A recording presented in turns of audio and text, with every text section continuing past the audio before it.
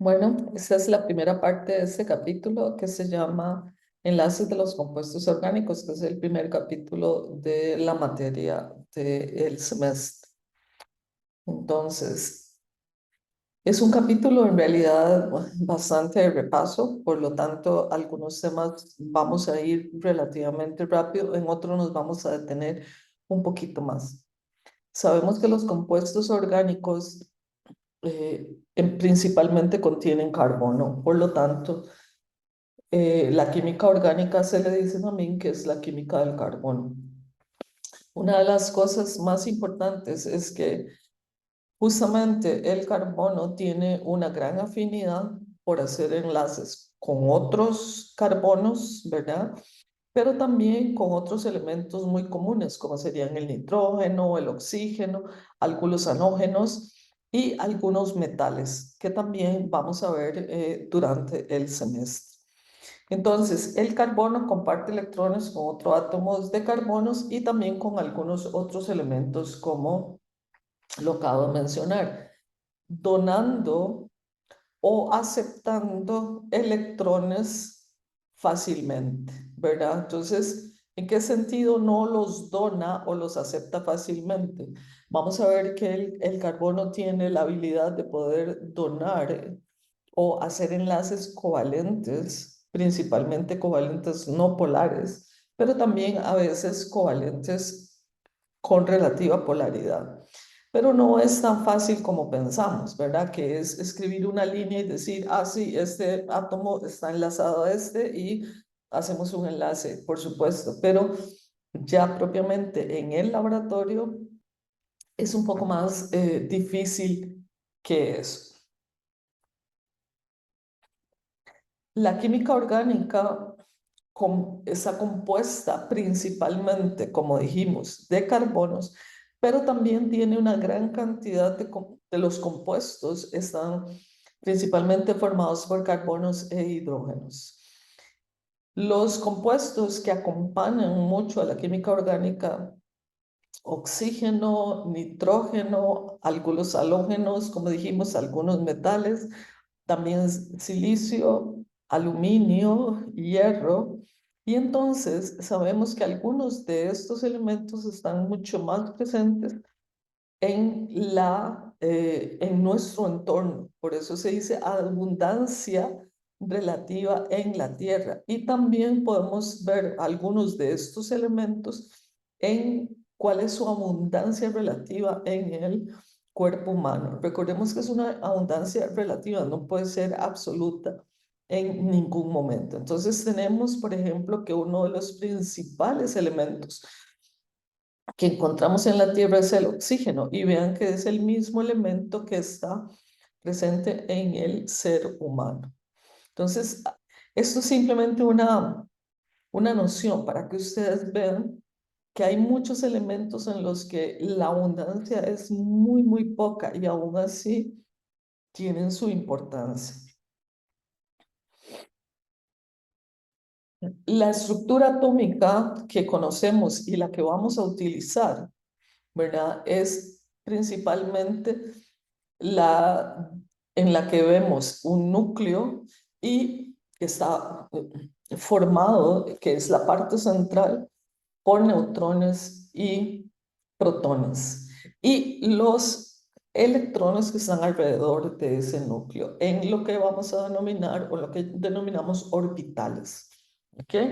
Que son espacios donde es posible encontrar a estos electrones. Los electrones no están fijos en un solo lugar, están en un espacio donde es la probabilidad de encontrarlos es mayor en este espacio que en este. Eso es lo que estudia también la química y física cuántica, también el movimiento de los electrones. Entonces, lo más sencillo es, el átomo está compuesto de electrones que tienen carga negativa, protones que tienen carga positiva y neutrones que no tienen carga. Nos vamos a delimitar, digamos, a esas partículas, aunque ahora se saben que hay otras subpartículas más. Los electrones son los que forman los enlaces químicos, o sea, El compartir o el donar y aceptar electrones es lo que produce los enlaces químicos. Al número atómico se le llama al número de protones en el núcleo, ¿verdad? El número de masa es la suma de protones más neutrones.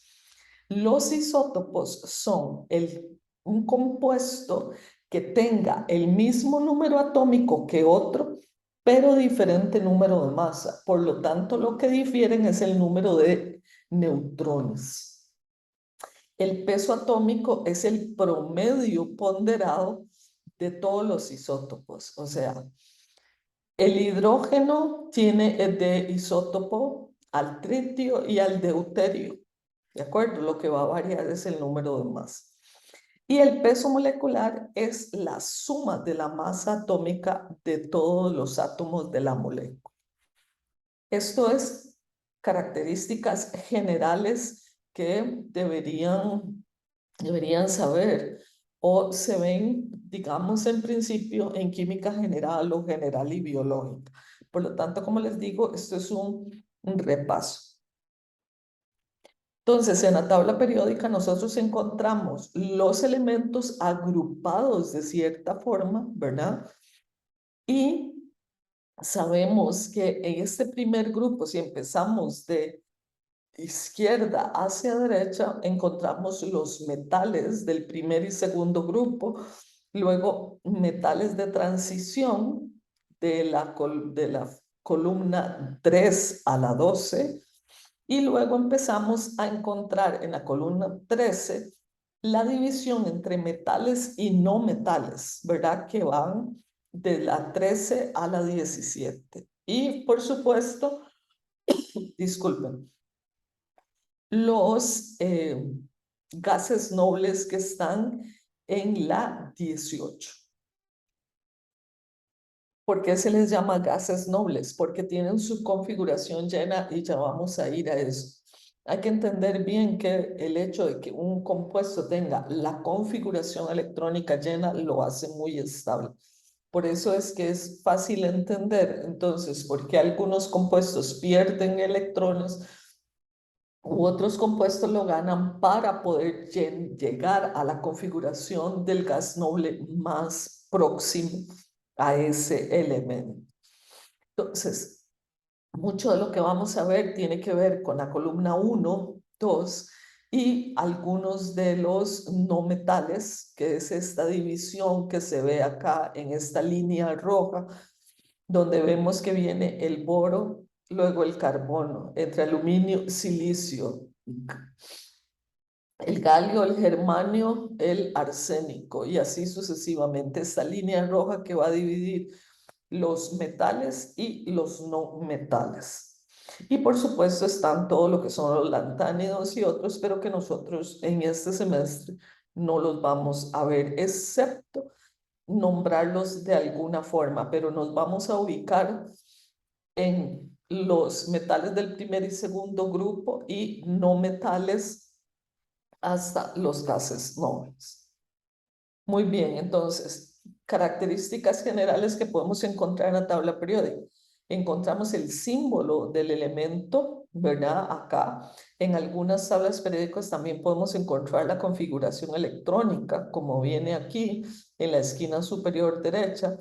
Encontramos este número que se refiere al número atómico, que es igual al número de protones, y si está neutro, es exactamente igual al número de electrones. En algunos casos incluso encontramos el punto de ebullición, el punto de fusión, la densidad, que son características de cada elemento, y abajo la masa atómica, que es la suma de la masa de todos los protones y neutrones que lo componen, ¿ok? Pero el peso atómico, como venía en las anteriores diapositivas, es el promedio de todos los isótopos. Entonces vean en este caso, para el carbono, esta es la información. No todas las tablas periódicas tienen toda esta información. En este caso podemos encontrar, la mayoría de las tablas periódicas tienen un número más reducido de datos, que es siempre el símbolo del elemento. A veces el nombre esto que es la masa atómica y el número atómico. Eso es lo más común en la mayoría de las tablas periódicas, pero podemos encontrar mucho más información y no es ningún problema. Todo está prácticamente tabulado. Este es el modelo atómico, digamos que tal vez es bueno tener en mente, ¿verdad?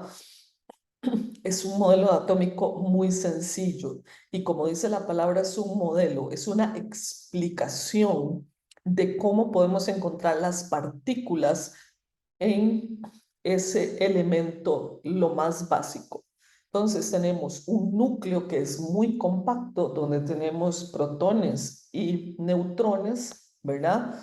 Y luego, alrededor de ese núcleo tenemos capas en donde podemos encontrar los electrones. La última capa, como viene acá, serían los electrones de valencia o el nivel de valencia.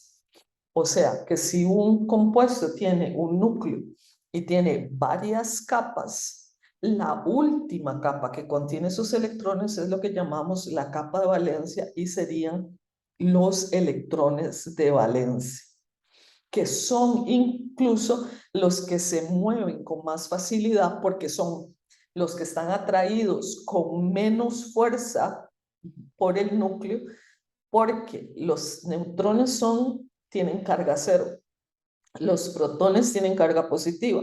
Por lo tanto, los electrones de las capas más cercanas al núcleo se ven atraídos con más fuerza. Los electrones de capas más lejanas están atraídos con menos fuerza y por lo tanto son los que se pueden donar a otro átomo y por eso se les llama los electrones de valencia y son los que forman eventualmente los enlaces. Entonces, la estructura atómica un poquito más moderna, ¿verdad? Un poquito más real, es un núcleo muy compacto, muy pequeño, donde están los electrones y los protones mezclados y un espacio donde donde tenemos la probabilidad de encontrar electrones. Hay espacios más probables para encontrar electrones que otros. ¿Ok? Esto que está acá son los isótopos del hidrógeno. Entonces tenemos el hidrógeno, el isótopo del hidrógeno es el que se encuentra en mayor abundancia. Siempre que haya un átomo que tenga isótopos, que es la misma cantidad de protones, pero diferente cantidad de neutrones, uno de los isótopos siempre es más abundante que otro, ¿ok? Entonces, en el caso del hidrógeno, el isótopo, que es el protio, es el que tiene la mayor abundancia. Vean que tiene un 99.985% de abundancia. El deuterio, un 0,015 y el titrio tiene menos del 0,001%. Entonces, vean que el promedio de estos es lo que llamamos como peso atómico, ¿verdad? El número atómico, el número másico y los isótopos son conceptos que ustedes tienen que repasar y que tienen que tener claro. Entonces, núcleo, nube electrónica es la probabilidad de encontrar en ese espacio los electrones, protones y electrones. Parte de todo este nuevo lenguaje que estamos retomando y que a pesar de que lo vieron tal vez en otros cursos, es importante que lo recuerden en este momento.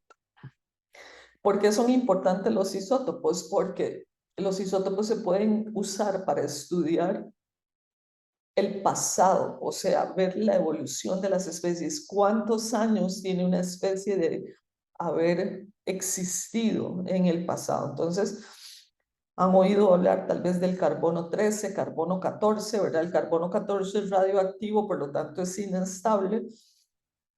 Y el conteo del carbono 14 nos da cierta información, así como el carbono 3. Entonces, cuando los arqueólogos, los geólogos, biólogos y químicos, podemos estudiar una especie y podemos saber hace cuánto tiempo existió debido a la presencia de diferentes isótopos en los restos que se encuentran en los fósiles. Entonces, esa es una de las aplicaciones mayores que tienen los isótopos. La distribución de los electrones en un átomo es lo que estudia la mecánica cuántica, ¿verdad? ¿Por qué? Porque las partículas tienen una función de onda, o sea, se pueden comportar como partículas o como onda. Nosotros no vamos a entrar en temas muy profundos de mecánica cuántica, pero sí es importante que ustedes sepan que eso es lo que se estudia. Por eso cuando uno habla de una nube electrónica, uno dice, en este espacio es probable encontrar los electrones. Los electrones no están aquí o aquí o aquí, no, están en un espacio.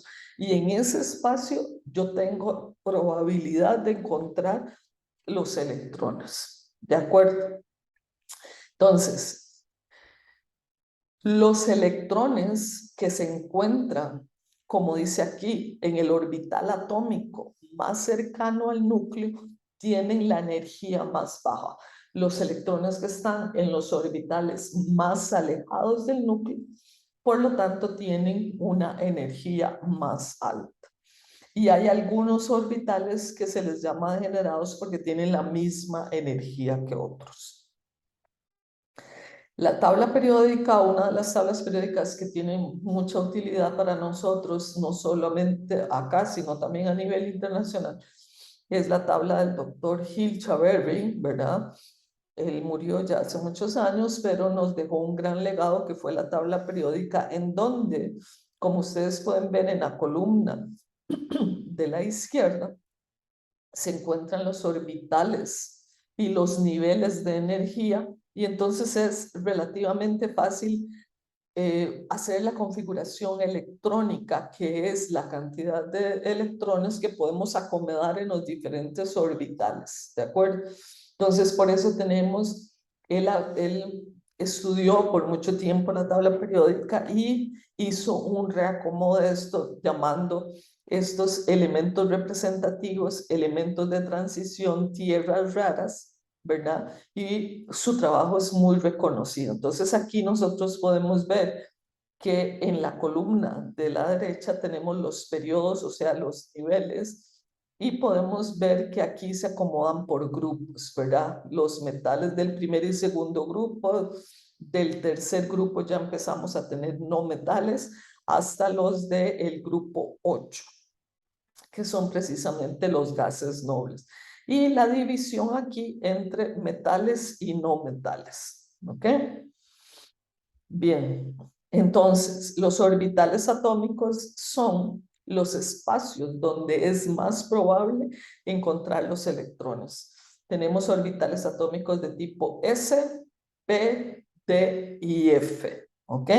Y los orbitales o los números de orbitales pueden ir desde 1 hasta 7. Y esto que está aquí es el número máximo de electrones por orbital que encontraríamos. Entonces, en el nivel S y en el orbital S, en el nivel 1, podemos encontrar como máximo 2 electrones. Cuando ya vamos a la segunda capa, tenemos orbitales S y P. El número máximo de electrones que podemos encontrar es de 8. En la tercera capa, que tenemos orbitales S, P y D, ya podemos encontrar 18 electrones como máximo. Siempre se acomodan en parejas y ya lo vamos a ver. Mientras que en la cuarta capa encontramos electrones, el máximo de electrones que podemos encontrar cuando la capa está llena es de 32.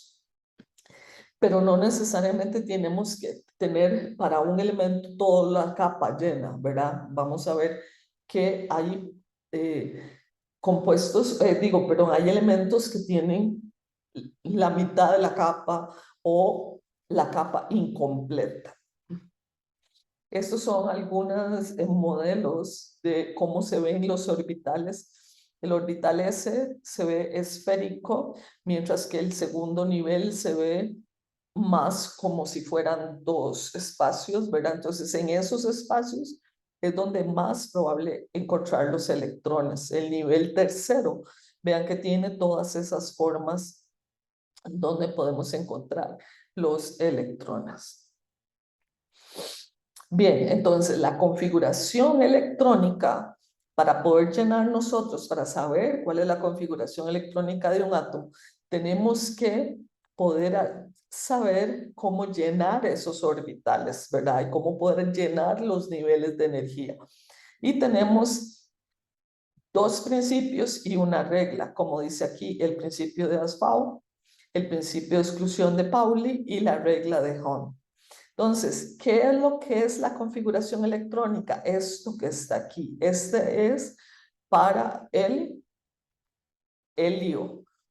El helio tiene el nivel 1, el orbital S, y tiene 2 electrones en el orbital S. Y como podemos ver aquí en esta tabla, el hidrógeno tiene apenas en el nivel 1, en el orbital S, pero tiene solo un electrón. Mientras que el helio tiene el orbital S, 1s lleno. El máximo de electrones posibles son 2.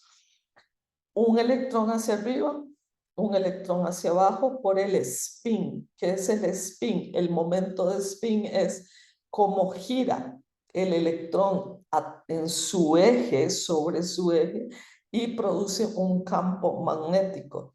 Cuando dos electrones giran en la misma dirección, ese campo magnético va a hacer que se rechacen las mismas cargas, porque son dos cargas negativas. Cuando un spin va para arriba y otro para abajo, aunque estén en el mismo lugar o muy cercanos, el momento de spin se cancela. Entonces es más estable desde esa forma tener dos electrones que tienen la misma carga y que no se rechacen tanto como lo harían si los dos van hacia un mismo lado.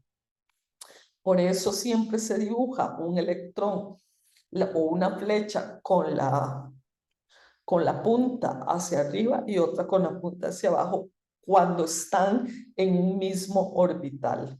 Entonces, como podemos ver en el segundo nivel, en el tercer nivel ya se incluye al litio, que tiene el primer nivel lleno. El segundo nivel apenas tiene uno del orbital S, mientras que el berilio tiene el 1s2, 2s2, ¿de acuerdo? Y así podemos ir llenando el resto de los orbitales. ¿Cómo saber cuál nivel se llena primero? Bueno, entonces primero vamos a repasar estos principios. Me voy a devolver un segundo. El principio de Asbach, el principio de exclusión de Pauli y la regla Hahn. ¿Qué es lo que decían? ¿Qué es lo que nos dice? Dice, el principio de Aufbau dice, los electrones ocupan primero los orbitales con energía más baja, por eso se llenan del 1 al 7. El principio de exclusión de Pauli dice, solo 2 electrones pueden ocupar un orbital atómico y 2 electrones tienen el spin opuesto.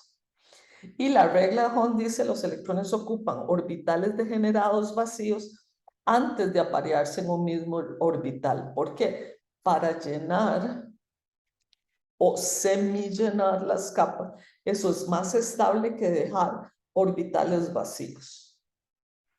Entonces, utilizando esto, tenemos el diagrama de Moeller, que lo que nos dice es cómo llenar los orbitales. Vamos del primer nivel al segundo nivel, al tercer nivel, pero vean que hay algunos orbitales del cuarto nivel que tienen una energía más baja que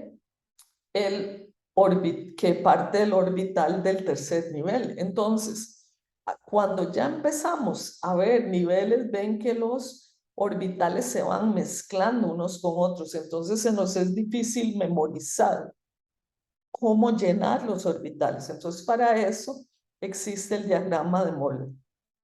Si nosotros dibujamos esto y decimos 1S, 2S, 2P, 3S, 3P, 3D, y dibujamos estas, que son los niveles con los orbitales, luego con una flecha decimos 1S, nos devolvemos, vamos al 2S, que es el que le seguiría, nos devolvemos, del 2S vamos al 2P, hasta ahí todo bien.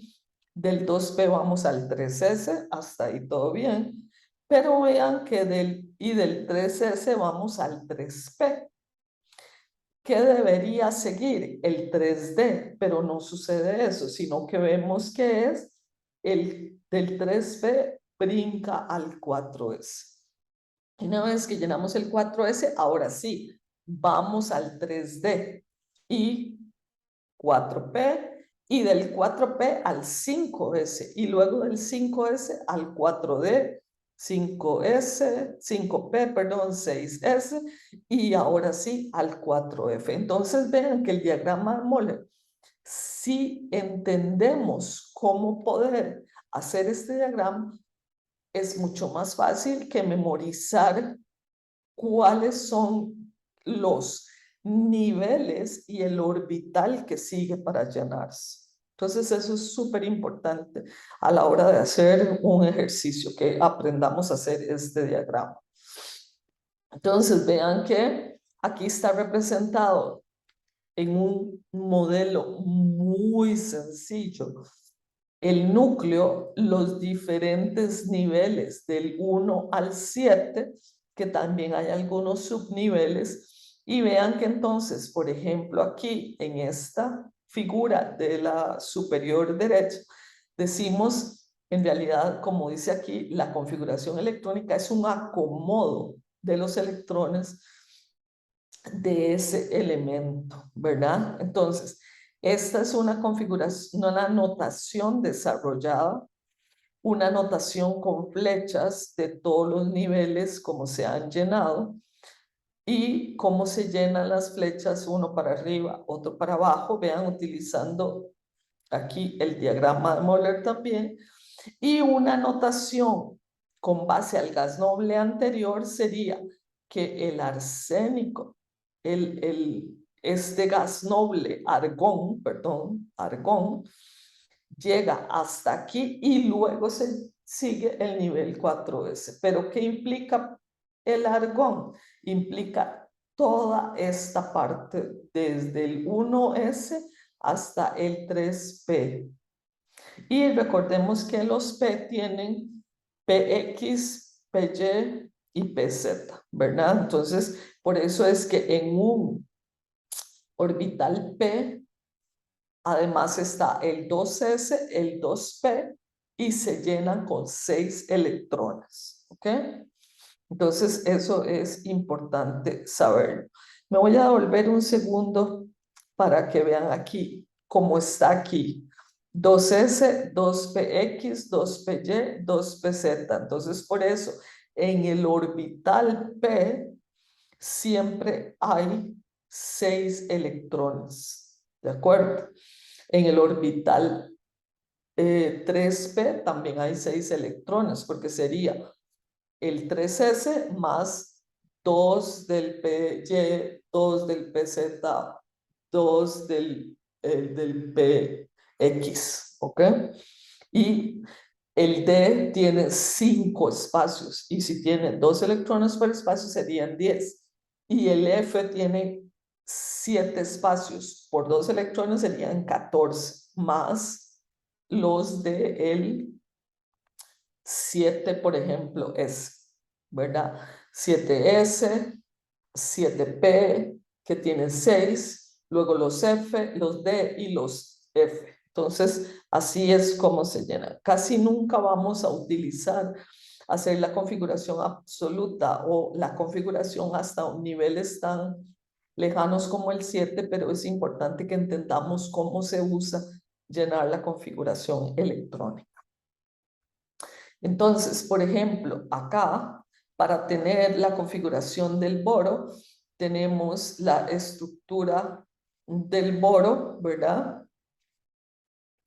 Y, bueno, acá, del boro, ¿verdad? Entonces tenemos 1s2, porque ya pasamos este nivel, 2s2 y llegamos al 2p, que debería, como solo tiene 1, entonces lo notamos aquí. Entonces, esta configuración es la del boro, ¿ok? La del berilio es solamente 1s2, que sería este nivel de acá, y 2s2, ¿verdad? Que llega hasta acá. Vean que no tiene 2p, ¿ok? Y estos electrones de valencia que están acá, me voy a correr para que lo puedan ver,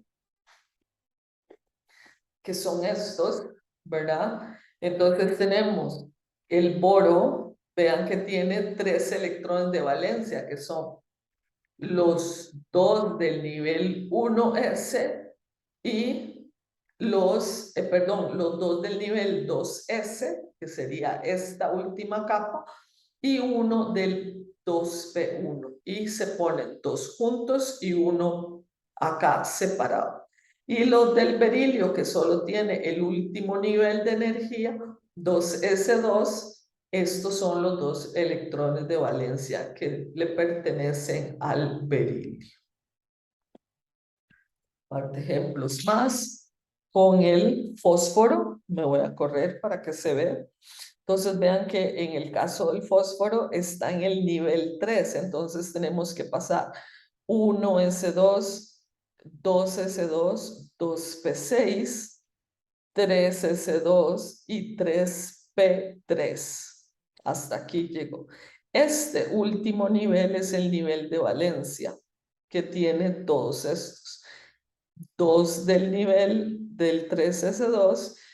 Y vean que acá se acomoda primero 1, 1, 1, según la regla de Hahn. ¿Por qué? Porque es más estable tener uno en cada uno que tener dos juntos y un orbital vacío. ¿Ok? Y vean que en el caso del calcio, tenemos que pasar por el nivel 1, por todo el nivel 2, por todo el nivel 3, hasta llegar al nivel 4. Entonces, una notación compacta sería decir que tiene la misma configuración del argón más 4s2, que serían estos de este nivel. En el caso del fósforo tiene la misma configuración que el neón más 3s2 y 3p3. Algunos otros ejemplos. Para el boro -1, boro 1 menos o boro -1, vean que en el caso del bromo, perdón, está acá, el bromo está en esta parte de acá, llegamos, esta es la configuración totalmente desarrollada. 1s2, 2s2, 2p6, 3s2, 3p6, 4s2, 3d10. Vean aquí en donde se mezcló el 4 antes del 3d y 4p6. Entonces, ¿por qué p6? Porque tiene la configuración de +1, ganó la de el criptón, que es este que está acá. Si nosotros tenemos el cloro en su forma neutra, esta es la configuración electrónica. Si gana un electrón, que es muy probable, llega a la configuración del gas noble más cercano a él, que sería el argón, que es exactamente esta que tenemos aquí. Entonces, si ustedes se dan cuenta, la configuración de el cloro -1 es la misma que el argón.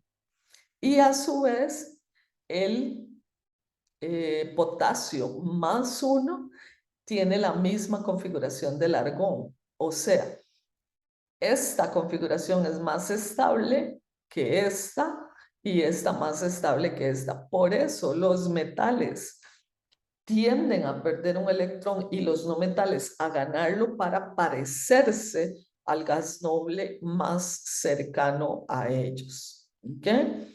El cadmio más 2 tiene la configuración del criptón más 5s2, 2d8, que sería bastante más estable. Y ustedes pueden hacer la del sodio más 1, ¿verdad? Aquí no se pone más 1, solo se pone más, pero sabemos que el sodio perdió un electrón. ¿Eso qué significa? Que adquirió la configuración del gas noble inmediatamente anterior a él.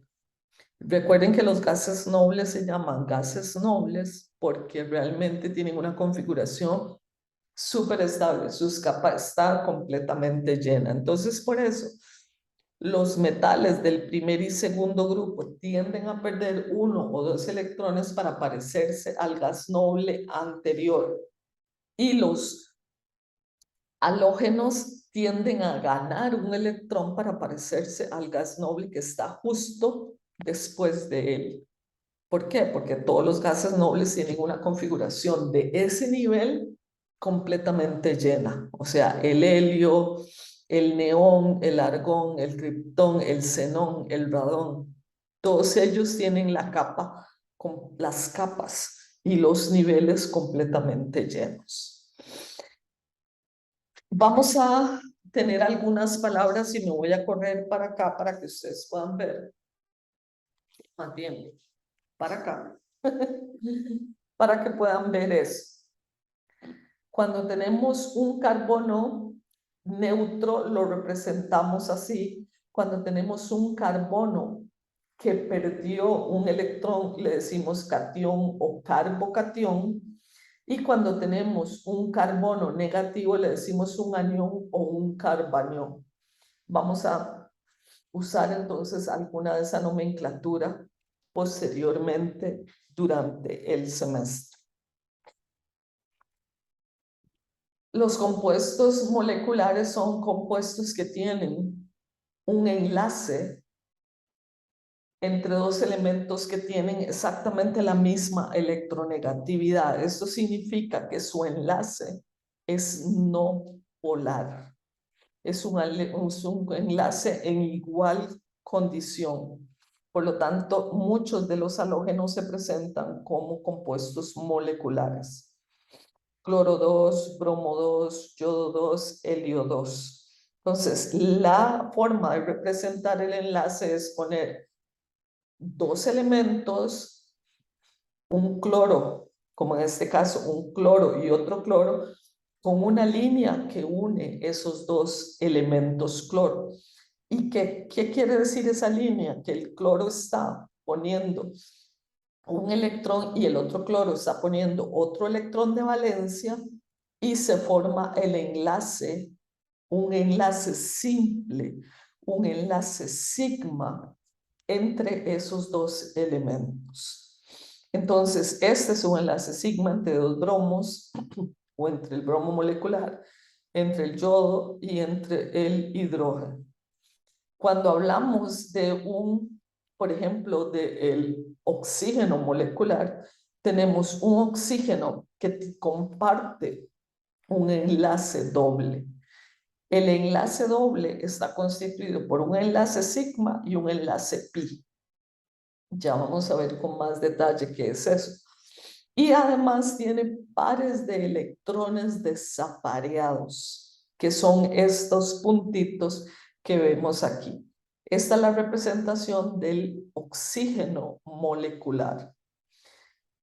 Un enlace doble que significa un enlace sigma y un enlace pi.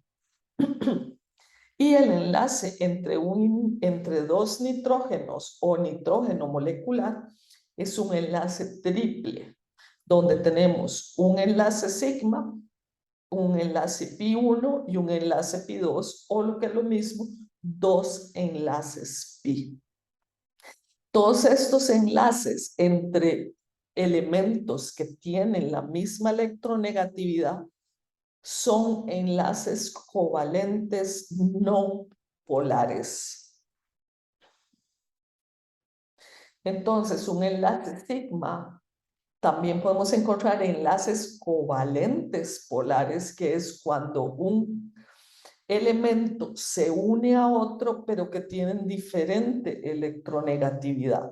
Entonces, por ejemplo, entre el carbono y el oxígeno tenemos un enlace sigma o un enlace simple, pero es un enlace covalente polar. La flecha roja que está aquí arriba indica hacia dónde va la electronegatividad en ese enlace. En este caso, hacia el oxígeno, que tiene mayor electronegatividad que el carbono.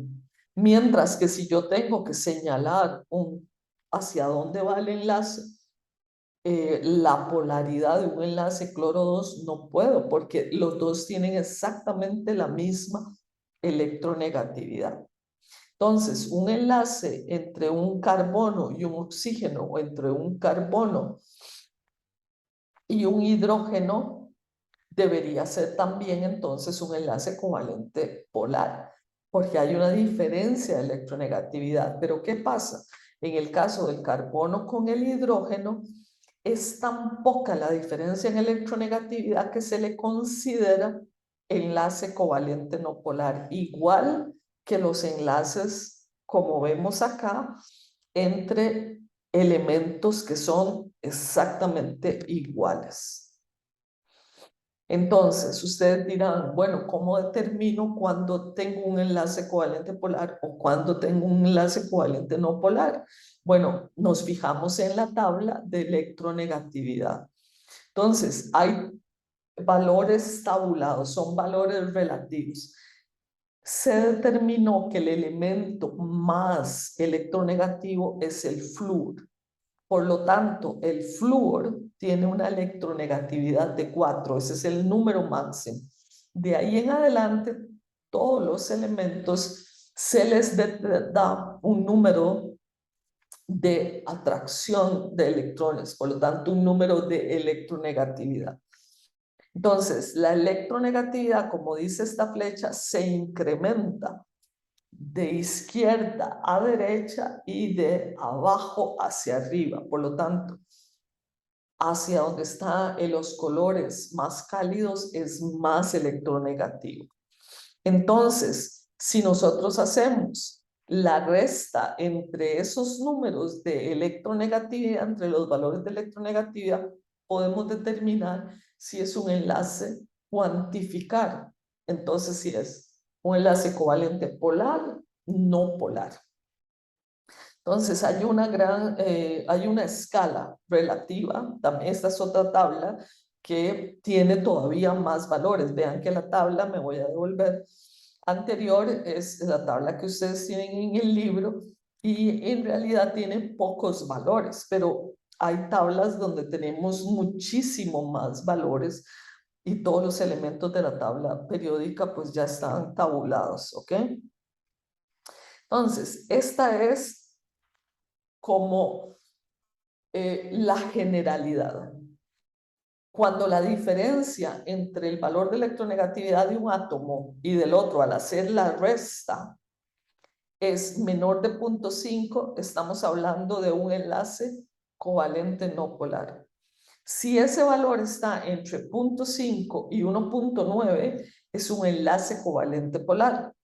Y si es mayor a 1.9, estamos hablando de un enlace iónico. ¿Ok? Entonces, ya con eso determinamos o cuantificamos y decimos con un valor, efectivamente, entre estos dos elementos yo tengo un enlace covalente polar o un enlace covalente no polar o un enlace iónico. Pero no siempre vamos a necesitar esa tabla. Vamos a ver que vamos a ir desarrollando la capacidad de poder ver dos elementos y decir, entre esos dos elementos existe un enlace covalente no polar o existe un enlace covalente polar. Uno de ellos es entre el carbono y el hidrógeno.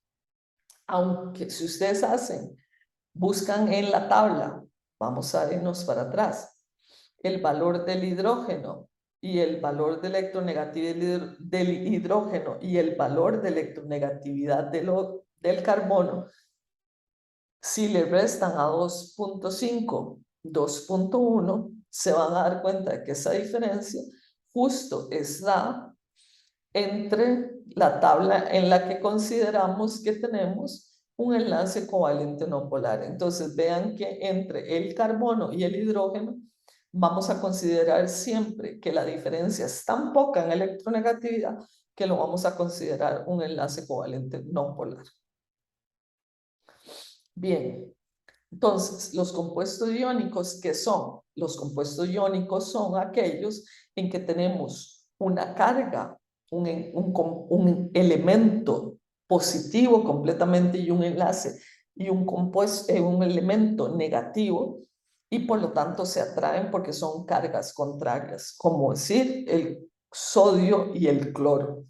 Recordemos que el sodio puede ceder un electrón para que su configuración electrónica sea igual a la de su gas noble anterior, y por lo tanto el cloro gana ese electrón para parecerse al gas noble posterior a él.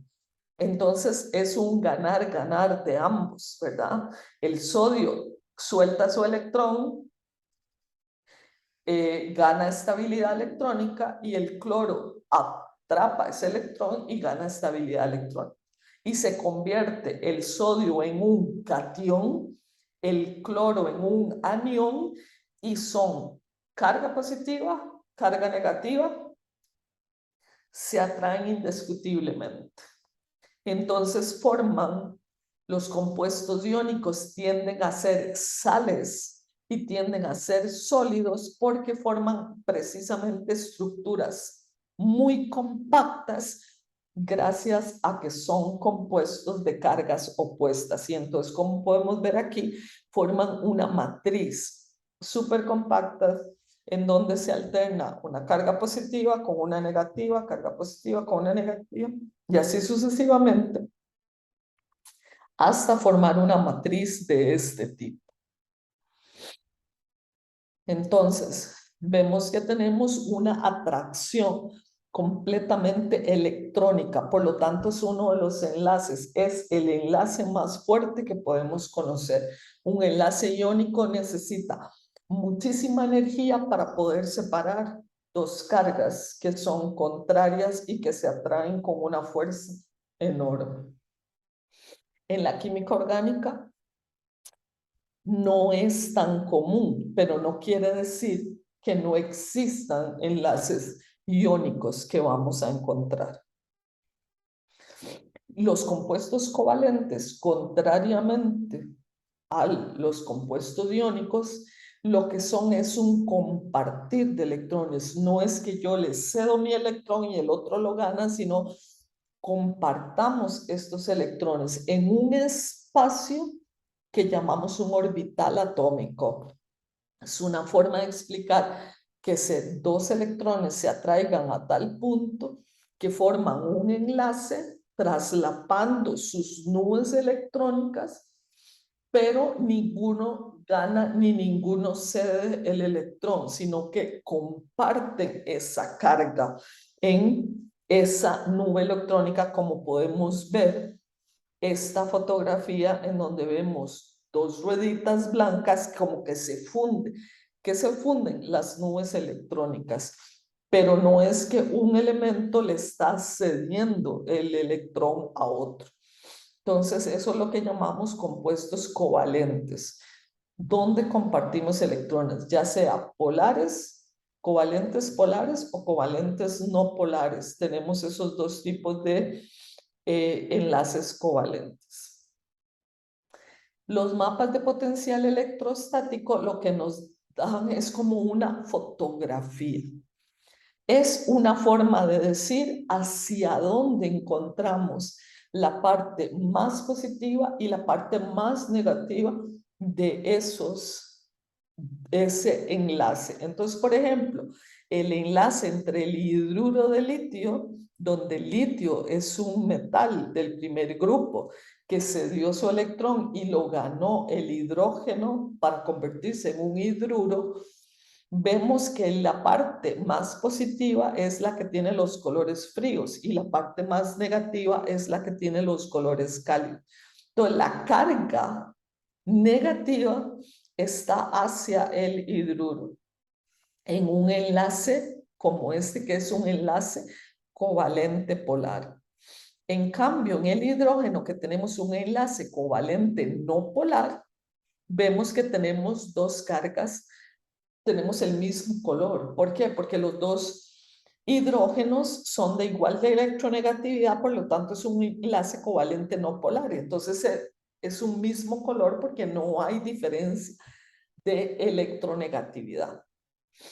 Y en el caso del ácido fluorhídrico, ¿verdad? O el fluoruro de hidrógeno, que también es otra forma de llamarlo, vemos que ahora el flúor es en la parte negativa y el hidrógeno es la parte positiva y por lo tanto es un enlace covalente polar y vemos que la parte positiva es la que es azul y la parte negativa es la que es roja. Entonces, vean que los mapas de potencial electrostático lo que nos dan es, a través de colores, nos dice hacia dónde está la carga concentrada, hacia dónde está la parte más negativa de esa molécula, porque ya esto es una molécula, son dos elementos juntos que forman una molécula. Entonces, por ejemplo, en el caso del metanol, yo hice aquí unos dibujos que no me quedaron muy bonitos, pero porque es con el cursor, pero entonces tenemos el metanol, es uno de los alcoholes, es tal vez el alcohol orgánico, o sea, el alcohol es un compuesto orgánico más pequeño que existe, en donde tenemos un carbono enlazado a 3 hidrógenos y enlazado a un OH, y entre el carbono y los 3 hidrógenos existe enlaces covalentes no polares, mientras que entre el carbono y el oxígeno existe un enlace covalente polar, igual que entre el oxígeno y el hidrógeno. ¿De acuerdo? El metano, en cambio, es un compuesto no polar, porque es un carbono con 4 hidrógenos y como el enlace entre el carbono y el hidrógeno se consideran no polares, este compuesto es no polar, mientras que el metanol es un compuesto polar, porque hay una diferencia de electronegatividad en este enlace. Y eso lo vamos a recalcar un poco más a través del semestre. Entonces, vean cómo se vería un mapa potencial electrostático en un enlace covalente no polar, mientras cómo se ve en un enlace covalente polar. Entonces, ¿qué es más fuerte? ¿Un enlace de hidrógeno o un enlace covalente polar? Bueno, parece que el covalente polar, ¿verdad? Como dice ahí, es una palabra más fuerte, es un password más fuerte, ¿verdad? Esto es una pequeña broma, pero vamos a ver que los enlaces de hidrógeno o los puentes de hidrógeno, ¿verdad? Forman un tipo de atracción que es relativamente fuerte para mantener ciertas estructuras bastante estables. Vamos a lo que es los dipolos. ¿Qué son los dipolos? Los dipolos es una consecuencia de la diferencia de electronegatividad entre dos elementos. Entonces, era lo que les decía, como en el caso del metanol. En el caso del metanol tenemos que el OH, el oxígeno, hacia donde está el oxígeno es a donde se va a concentrar la carga negativa. ¿De acuerdo? Entonces, cuando tenemos eso, nosotros decimos tenemos un momento dipolar, que es hacia dónde se encuentra concentrada la carga de electrones. ¿Ok? Y se puede cuantificar como lo hacemos a través de una ecuación matemática. Nosotros no vamos a utilizar esta ecuación prácticamente, pero lo que quiero decirles es que están tabulados. Entonces vean que entre un enlace, o sea, cuando estamos cuantificando el momento dipolar entre un hidrógeno y un carbono, tenemos 0,4, mientras que entre un hidrógeno y un nitrógeno es 1.3. Entre un oxígeno y un hidrógeno es 1.7. Y como pueden ver, entre un carbono y un carbono es 0, porque es la misma electronegatividad. Entonces vean que tiene mucho que ver con los valores de electronegatividad o el concepto de electronegatividad que tienen los compuestos, ¿ok?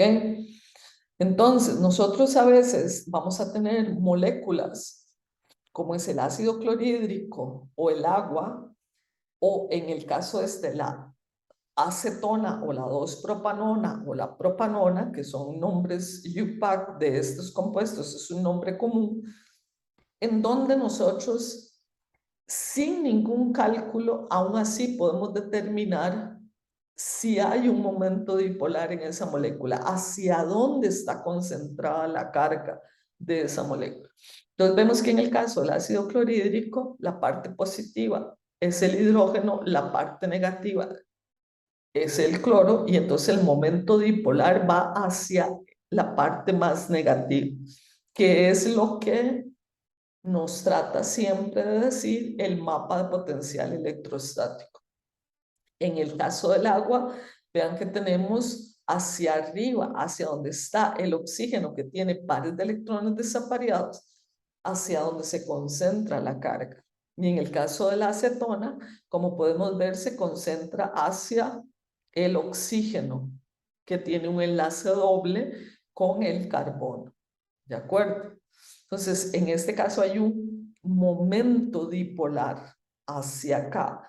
En el caso del agua, el momento dipolar va hacia arriba, porque es como la suma del momento dipolar de un hidrógeno hacia el oxígeno, del otro hidrógeno hacia el otro oxígeno, y se hace como un promedio.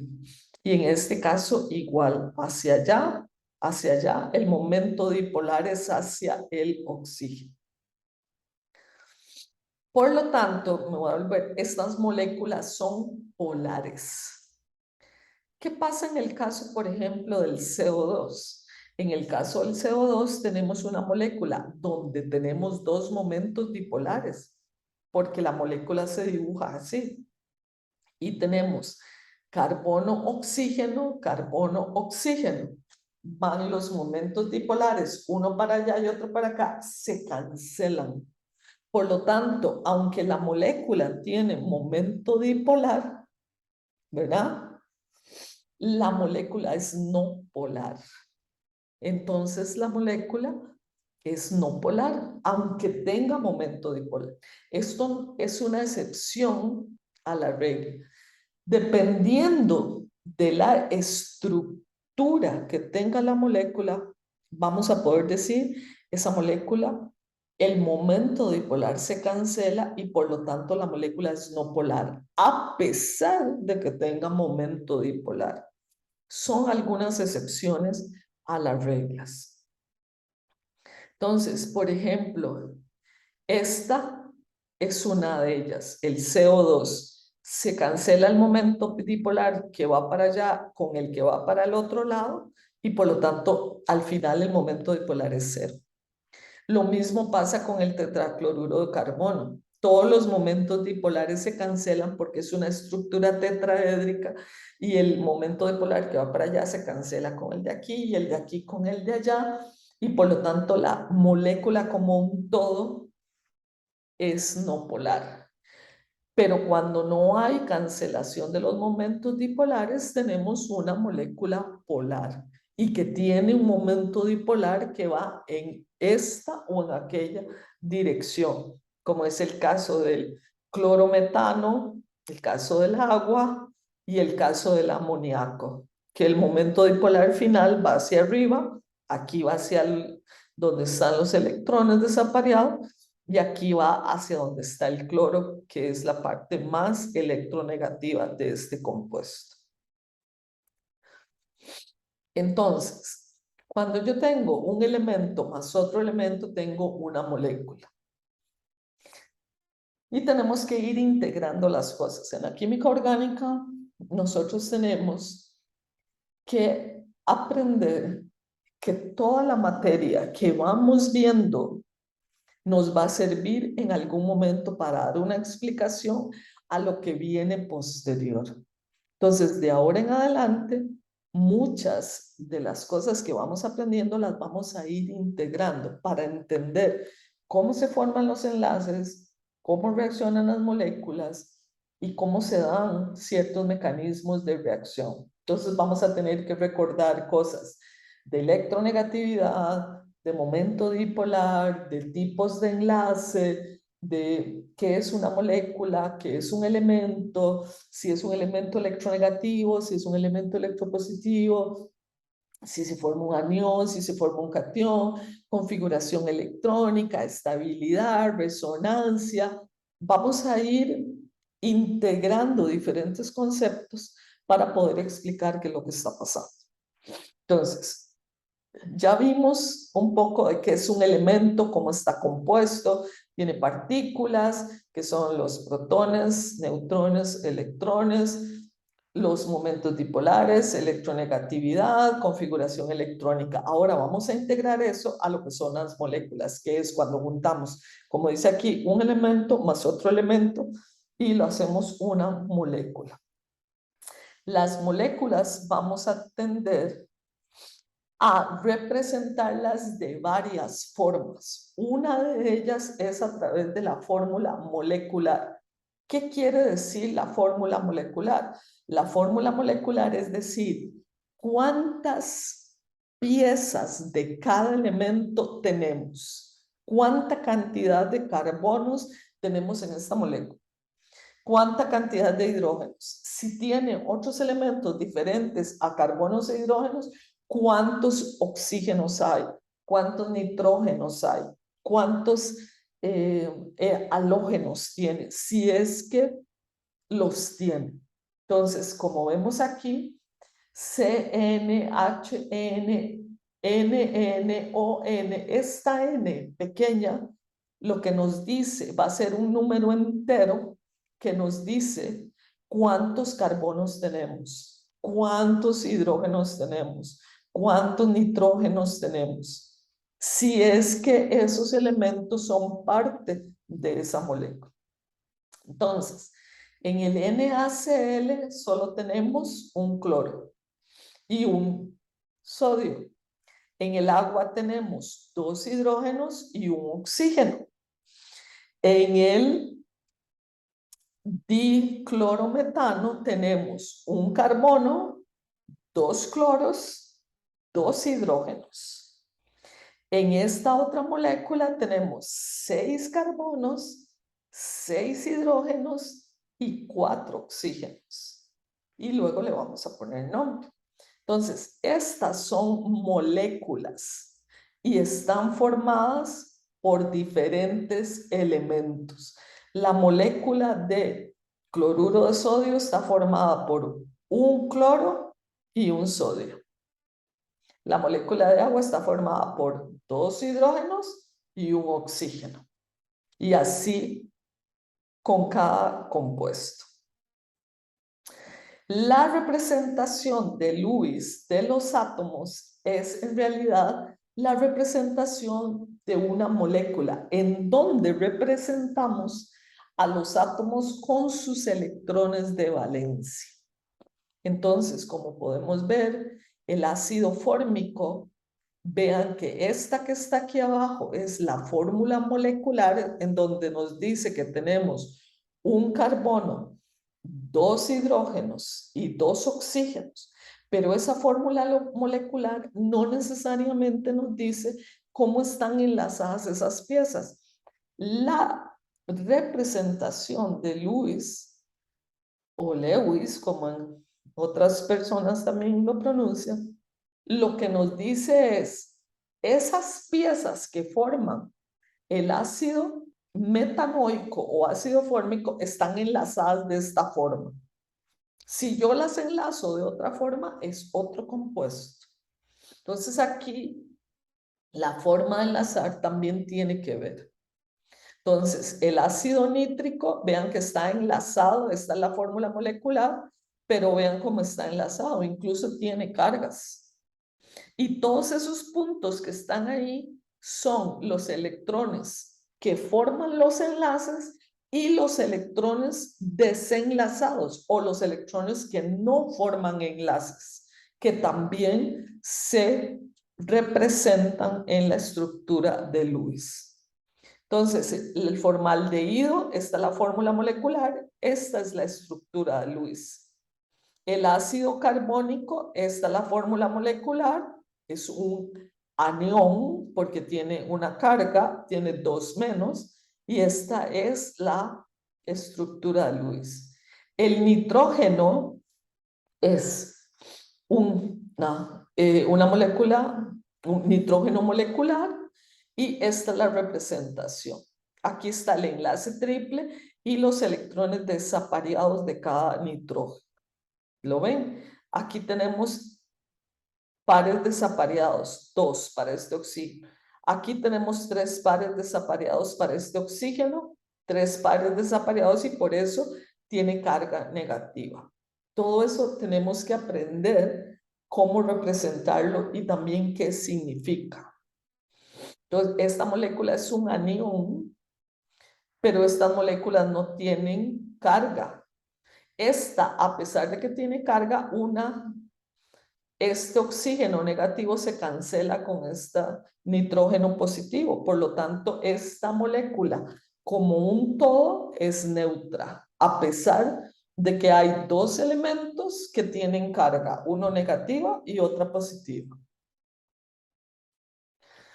Para poder hacer una buena representación de Lewis, hay que primero saber cuántos electrones de valencia tiene cada átomo, y para eso es que utilizamos la configuración electrónica y hacemos uso de la regla del octeto, ¿verdad? Que cada elemento va a tener su capa llena con 8 electrones, y si no hay suficientes electrones para completar el octeto, como decimos, cambiar los enlaces para que sean dobles o triples para que puedan llenar la regla del octeto.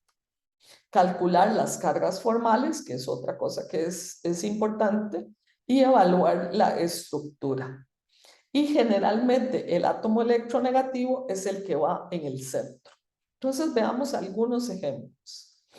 Entonces, encontrar el número total de electrones de valencia de todos los átomos de la estructura. Escribir los átomos en el arreglo o en el esqueleto conectados con un enlace covalente, que un enlace covalente sabemos que es el electrón de este elemento junto al electrón de este elemento que hacen un enlace, ¿ok?